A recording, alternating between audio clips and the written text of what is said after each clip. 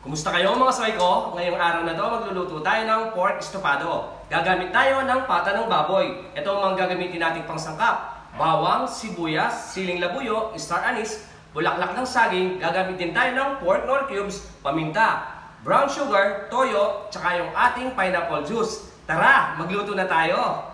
Ang una natin gagawin, lalagyan natin yung ating bawang. Ayan muna natin mag-golden brown yung ating bawang.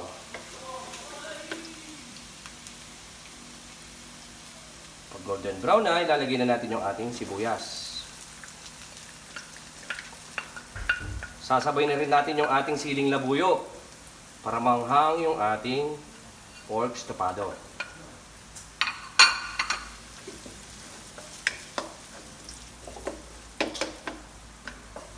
Pag malambot na yung ating sibuyas, ilalagay na natin yung ating pinakulong pata ng baboy.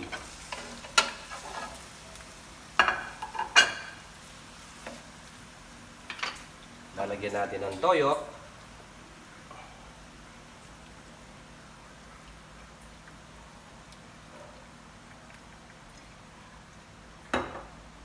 Konting paminta.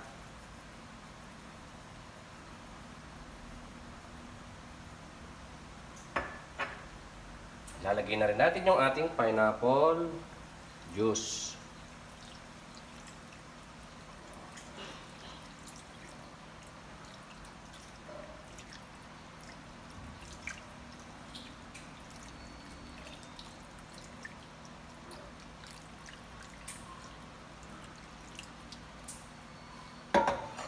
Yung ating star anise sa taas.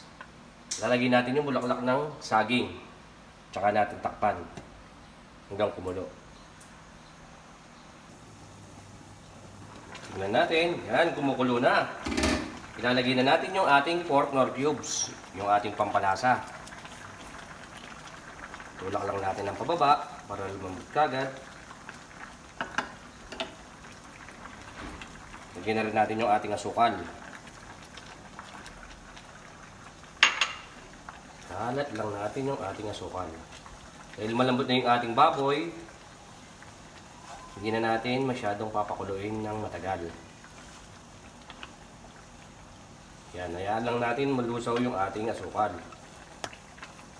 Tulak lang natin pababa yung ating star anise.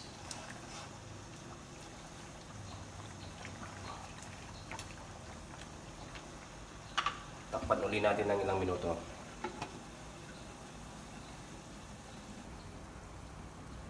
Tingnan po natin kung malambot na talaga yung ating pata. Yan, okay na. Lalagyan natin ng konting sabaw. Yung pinagpakuluan natin ng pata ng baboy. Takpan natin hanggang maluto na.